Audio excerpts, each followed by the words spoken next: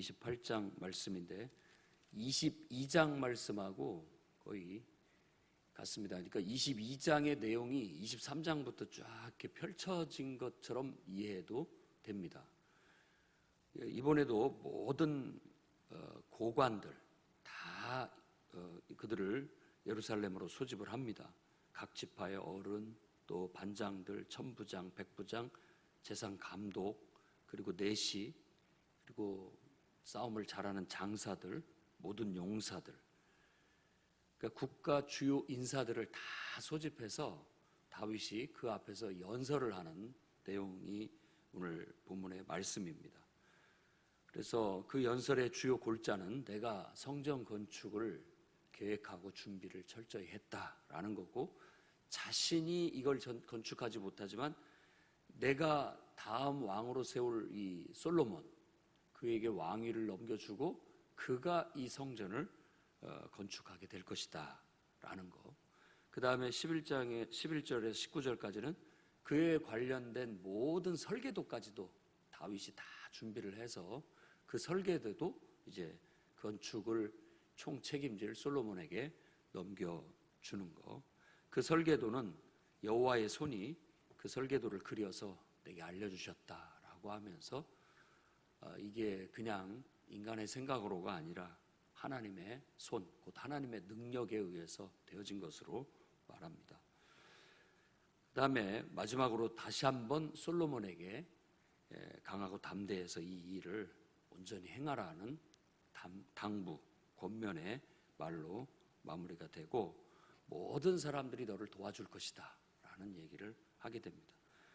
이 모든 것들은 다윗 언약과 다 관계가 되어져 있는 내용들입니다.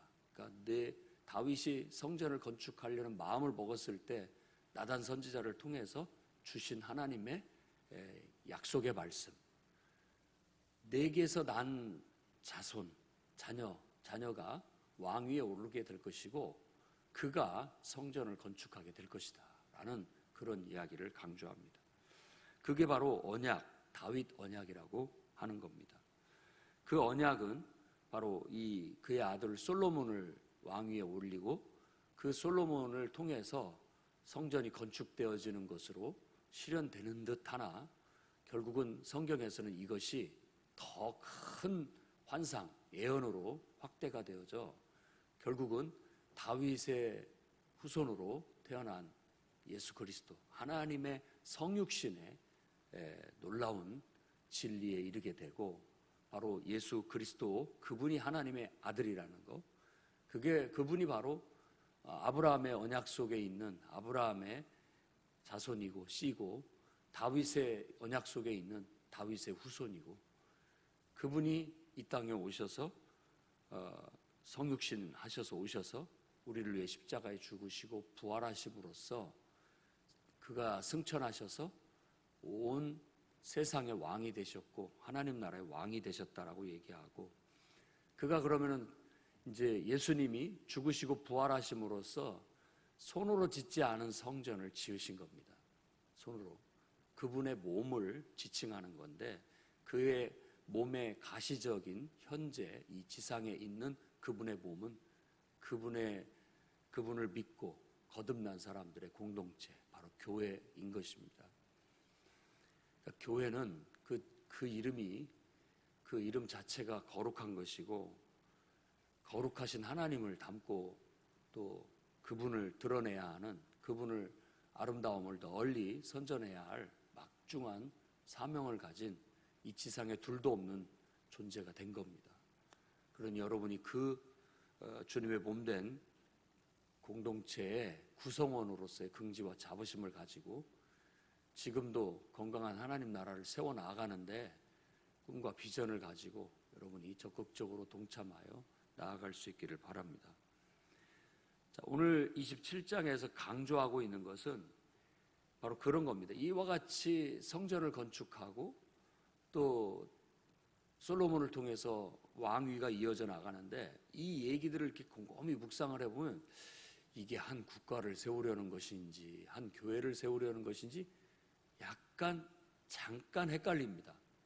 그러니까 예루살렘이라는 도시가, 그리고 그 안에 있는 성전을 이걸 세우는데 이것이 한 왕국을 세우기 위한 것인지 아니면 정말 온 세상에 하나님을 섬기는 그 교회를 세우는 것인지. 근데 오늘 말씀의 강조점으로 본다면 후자라는 겁니다. 그래서 나중에 이스라엘 백성들을 70년 후에 포로로 귀환해서 다시 성전을 건축하고 예루살렘 성벽을 건축하는 사람들이 다시 옛날 다윗 왕국을 다시 이렇게 세워야 돼. 정치적으로 또 국가적으로 다시 세워야 돼 라고 하는 것에 대해서 선지자들은 그게 아닌 것으로 얘기를 하는 겁니다. 궁극적으로 하나님의 나라는 국가와 민족을 초월한, 예루살렘은 하나님을 섬기는 도시로, 하나님을 섬기는 중심지로서의 의미를 갖도록 하게 되는 겁니다. 그래서 포로 후기에 다시 성전을 재건하고 또 예루살렘 성을 재건할 사명을 가지고 돌아온 사람들의 초점을 맞춘 역대기는 바로 이 다윗의 연설을 22장 또 27장 28장 그리고 29장에 걸쳐서 다시 세 번이나 강조함으로써 이 성전 건축이 얼마나 중요한 요소인지를, 바로 온 세상을 하나님을 알리고 하나님을 중심으로 해서 인류가 하나 되게 할 수 있는 엄청난 큰 비전이 그 속에 들어있다라는 걸 보여주고 있는 겁니다. 그래서 에베소서에서도 사도 바울은 예수 그리스도를 통해서 만유를 통일케 하시려고 하신 것이다 라고 얘기를 합니다. 그러니까 누가 뭐라고 해도 바로 성육신 하시고 이 땅에 우리를 구원하러 오신 하나님은 만물의 실제고, 그분을 통해서 모든 것들은 세상은 해석돼야 되고, 그분을 통해서 모든 것들이 다 통일돼야 된다라고 말하고 있고, 바로 기독교의 비전은, 우리의 비전은, 하나님의 뜻과 계획은 바로 그 속에 담겨져 있는 것입니다. 그래서 우리는 오직 예수라고 말하고 예수 그리스도를 증거하고 전하고 또 그분 말씀대로 우리가 오늘 또 그분의 나라를 세워나가려고 이렇게 기도하며 나아가고 있는 것입니다. 자, 중요한 것은 그러기 때문에 신실한 신앙, 이게 굉장히 중요하다는 걸 강조하고 있는 거예요. 오늘 28장 말씀에 다윗의 연설 속에서도 바로 솔로몬에게도, 그리고 그를 도와야 할 모든 이스라엘의 국가 주요 인사들, 그리고 모두에게도 다 신실한 신앙을 요구하고 있습니다. 그러니까 하나님의 말씀, 곧 모세의 율법을 통해서 주어진 하나님의 말씀을 철저히 지켜라. 이게 기초가 되고 토대가 되는 겁니다. 그러니까 우리가 지금 이 땅에서 하나님 나라를 건설하기 위해서 나아가서 전도하는 것도 중요하지만 나부터가 복음의 원리대로 예수님의 가르침대로 실천하는 삶이 토대가 돼야 된다는 겁니다. 내가 하나님 말씀대로 살지 못하면서 전도를 한다는 것도 우스운 얘기가 되잖아요. 철저히 하나님 나라의 구성원들은 예수 그리스도의 복음의 원리, 그분의 가르침대로 실천해 나가야 됩니다. 그분의 가르침을 한마디로 얘기한다면 하나님의 임재 안에서 그분의 인도하심에 순종하여 사는 삶이에요. 산상수훈의 가르침을 우리는 깊이 새기고 실천해 나가야 됩니다.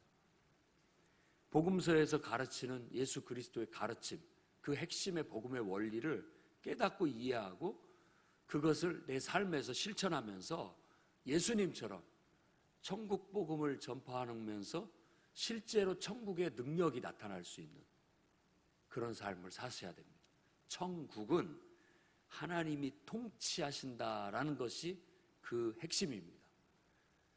천국 복음을 전파한다라는 것도 하나님이 내 안에서 나를 통치하신다는 뜻이고, 천국의 능력이 나타난다는 것도 하나님이 내 안에서 역사하신다는 뜻이에요.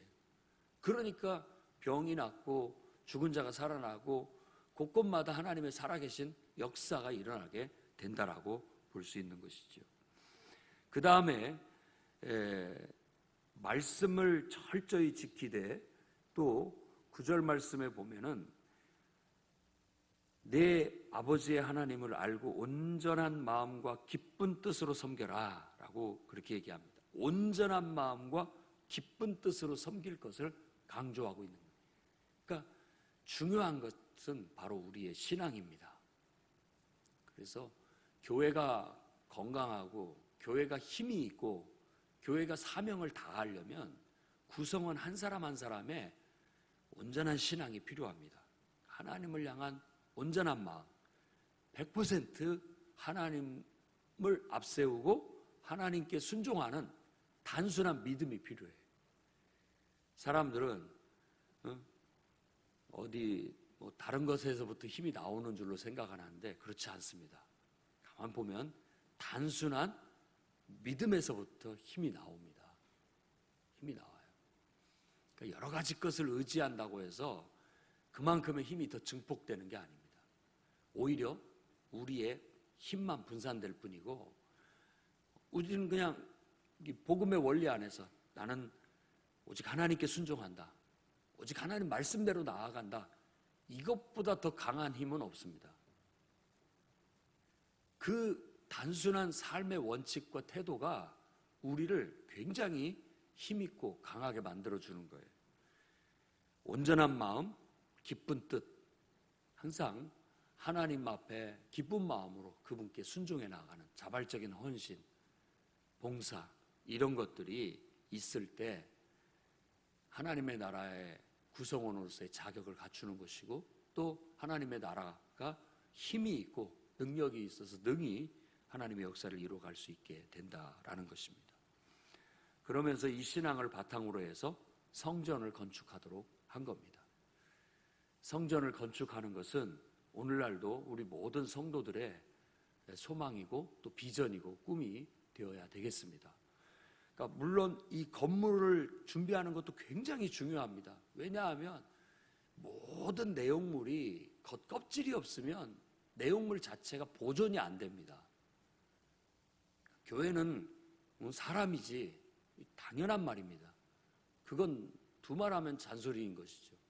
그러나 그 사람들이 모일 수 있는 건물이 있고 또 어떤 활동 공간이 있고 토대가 있어야 그 구성원들이 잘 교육되고 훈련되고 그 속에서 많은 역사들을 이루어 나갈 수 있게 되는 거예요. 한번 생각해 보십시오. 과일에 껍질이 없다면 그 내용물이 보존이 되겠는지.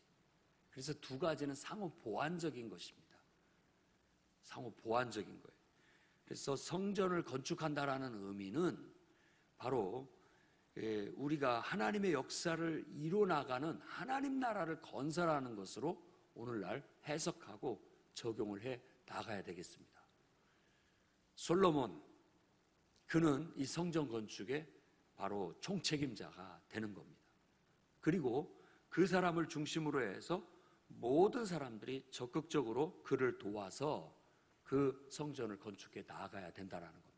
그러니까 우리가 하나님의 나라, 지금 시대로 말한다면 주님의 몸된 교회를 건축해 나가고 있는 거예요. 지금도. 건물이 준비되었다고 해서 다 된 것이 아닙니다. 구성원들이 한 사람 한 사람이 온전하고 투철한 하나님 말씀대로 순종하는 신앙으로 똑바로 서야 되고 그런 사람들이 한 사람 한 사람 더해져 가면서 각각 이게 하나님의 몸으로 성장해 나가고 건축해져 나아가게 되는 겁니다. 그뿐만이 아니라 그 구성원들이 하나님의 뜻을, 하나님의 가르침을, 하나님의 말씀을 널리 펴는 일, 그게 선교입니다. 널리 가르침을 펼친다라는 게 선교예요. 젊었을 때의 로망, 그냥 해외에 가서 막 고생하면서 선교하는 것을 로망으로 갖는 그런 것만이 선교가 아닌 거예요. 항상 내가 가르침대로 실천하고 어디서든지 다른 사람에게도 이 가르침을 전수하고 펼쳐나가는 것이 선교 그 자체의 본질인 거예요. 물론 정말 오지에 복음이 들어가지 않은 곳에 가서 펼치는 것은 그 나름대로의 특별한 의미가 있다고 여겨지는 겁니다. 하지만 여러분이 있는 곳에서 그 가르침을 펼쳐 나아갈 수 있도록 늘 그리스도를 증거하는 삶을 사셔야 되겠습니다. 그리고 핵심은 설계도입니다. 하나님께서 가르쳐준 설계대로 건축을 해야 돼요.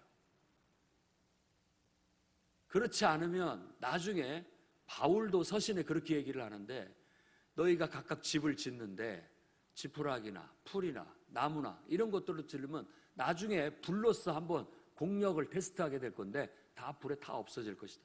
그러니까 나무나 풀이나 뭐 이런 지푸라기 이런 것들은 전부 인위적인 요소라고 얘기를 하는 겁니다. 인간적인 것들로. 그래서 교회 공동체는 하나님의 나라를 세우는 것이지 내 왕국을 세우는 것이 아니고 사람의 왕국을 세우는 게 아니라는 거. 그래서 인간적인 요소로는 지을 수가 없습니다. 그런 것들로 지었다 할지라도 금방 다 무너져 없어지게 될 겁니다. 오직 정말 믿음에서 나오는 금, 믿음에서부터 파생되는 은, 믿음에서부터 파생되는 그 진주 같은 그런 것들로 지을 수 있는 거예요. 그러니까 신앙으로 짓는 겁니다. 믿음으로 하나님의 나라는 세워지는 것이지 인간적인 방법과 어떤 능력으로 되는 게 아닙니다. 오직 하나님의 손에 의해서 계획되어지고 하나님의 손에 의해서 건축되어지고 하나님의 손에 의해서 모든 역사가 이루어지는 그런 것이 진정한 의미에서 교회고 진정한 의미에서 하나님 나라인 것을 알고, 오늘날 우리들도 다윗의 이 연설 속에 담겨져 있는 이 하나님 나라를 건설하는 비전, 주님의 몸된 성전을 건축하는 이 비전을 함께 공유하고 그 일에 모두가 적극적으로 동참해서 한마음 한뜻으로 하나님 나라를 건설해 나가는 성도들이 되시기를 주의 이름으로 축원합니다. 기도하겠습니다. 거룩하신 하나님,